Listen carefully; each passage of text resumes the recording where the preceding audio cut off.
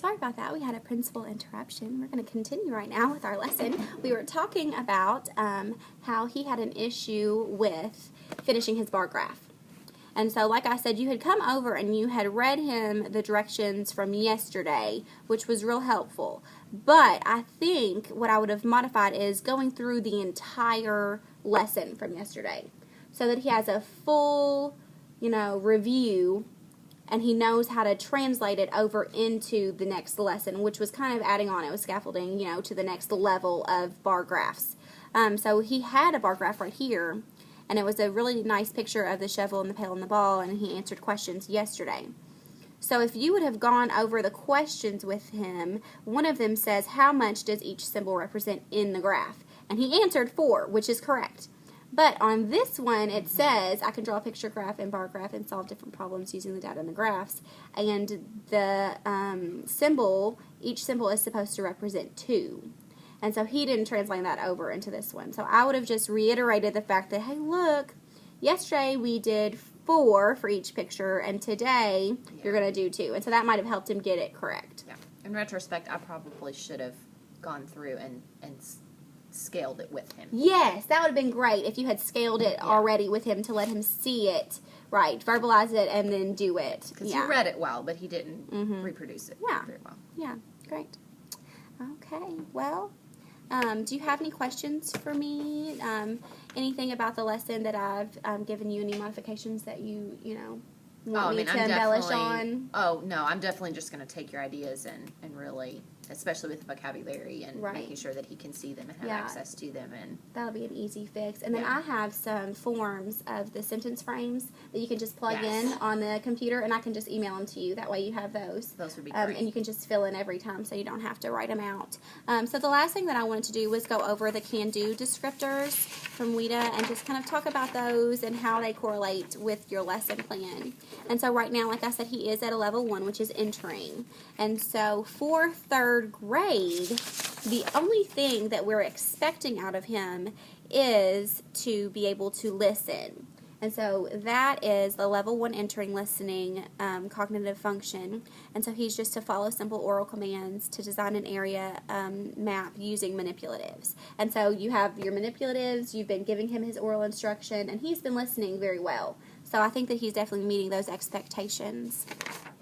However, the Can Do descriptors kind of hit on those 4 domains of listening, speaking, reading, and writing. And so due to his developmental age and his grade level span, the diversity of his educational experience is going to follow into this level 1 entering category.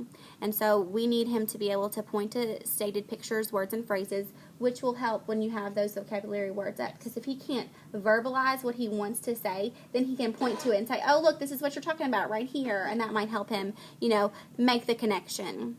Follow 1-step oral direction, so he's doing that. And that really might help with the teacher helper that I was talking about. If you tell him, go get these for me, please.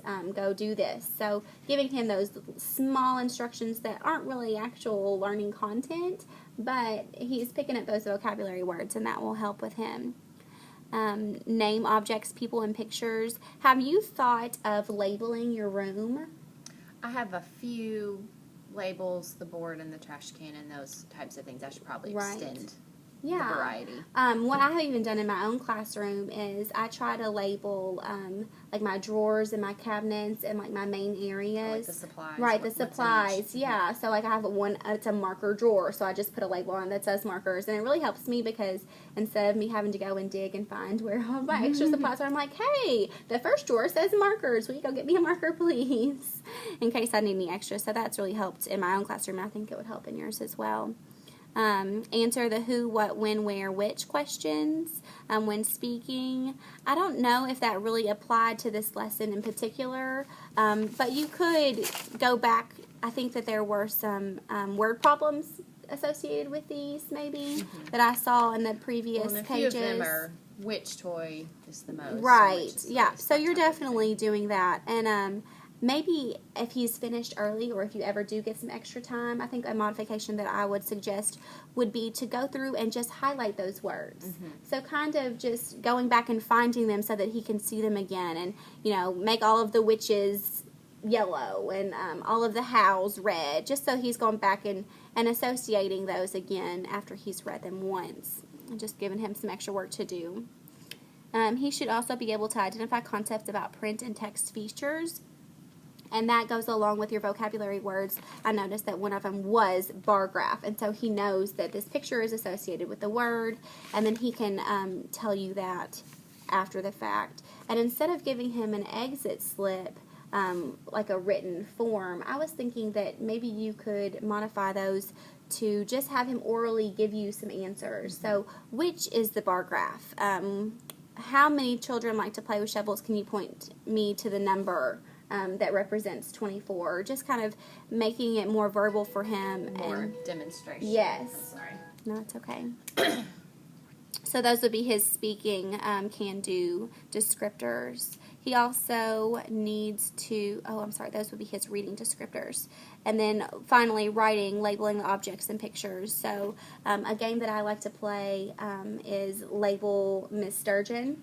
And so I have lots of little Post-it notes already written out with shirts, pants, shoes, hair, hairbands, something like that. And then let the kids put them on me. I mean, that's first grade level, but, you know. He would still enjoy labeling. Yeah, anything. And I've done it on the board as well. I let one student draw a picture of something for me, and then we made out Post-it notes with all of the details of the picture. And then after the fact, the students got to take those detailed Post-its and put them on the picture, so that they got to, describe it and then label it. So they're connecting all of that together. That would be a good. We have a lot of diagrams in math that would work great for. Yeah, exactly.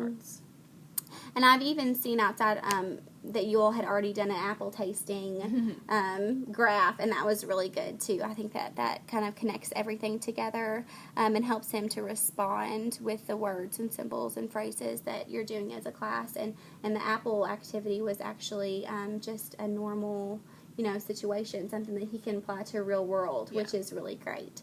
So I think that you've been doing a great job with your student. Thank you. And I hope that I can continue to work with him because he is precious. So cute. I love him, and he seems very eager. Yes. So I think that he will go far in this program, and hopefully we'll get him up to level 2 soon. That's the hope. Yeah. Thank you very much for all of your time. Thank you.